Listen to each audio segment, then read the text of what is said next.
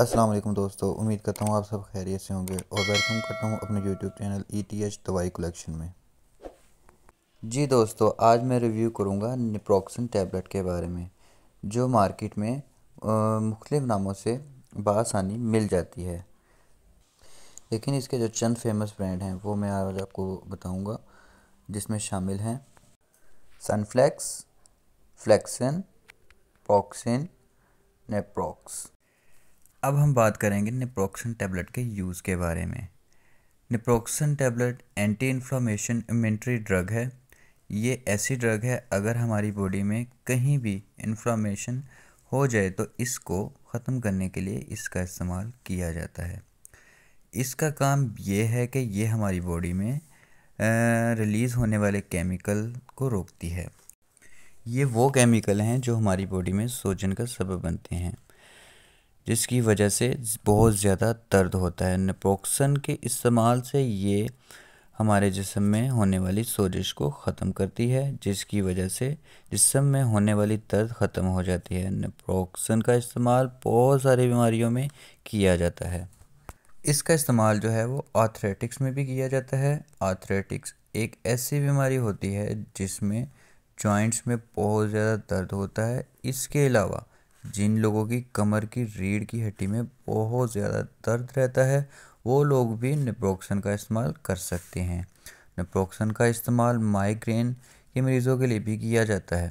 इसके अलावा जिनका यूरिक एसिड बहुत ज़्यादा हो वो लोग भी इसको इस्तेमाल कर सकते हैं, जिसकी यूरिक एसिड की वजह से गाउट जैसी बीमारियों का भी सामना करना पड़ता है, जिसकी वजह से जॉइंट्स में भी बहुत ज़्यादा दर्द रहता है। अगर नेप्रोक्सन का इस्तेमाल किया जाए तो इस दर्द को कम किया जा सकता है।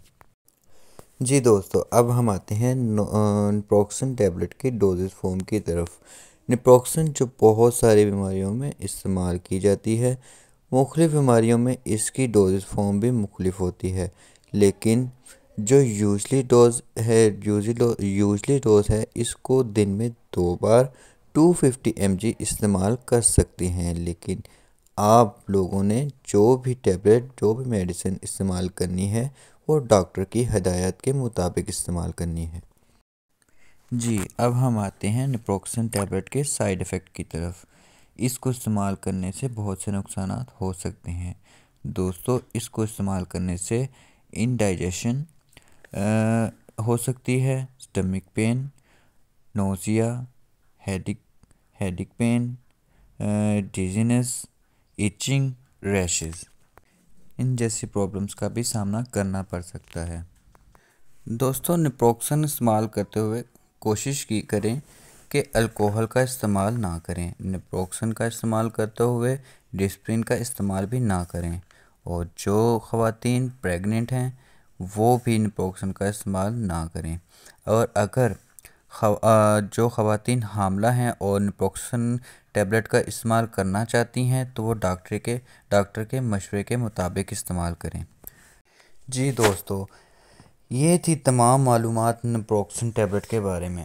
अगर आपको हमारी ये वीडियो पसंद आई हो तो वीडियो को लाइक ज़रूर कीजिएगा और चैनल को सब्सक्राइब ज़रूर कीजिएगा और साथ लगे बेल आइकन को ज़रूर प्रेस कीजिएगा, ताकि आने वाली तमाम वीडियोस आप तक बआसानी पहुंच सके। नेक्स्ट वीडियो तक के लिए इजाज़त दीजिए। अल्लाह हाफिज़।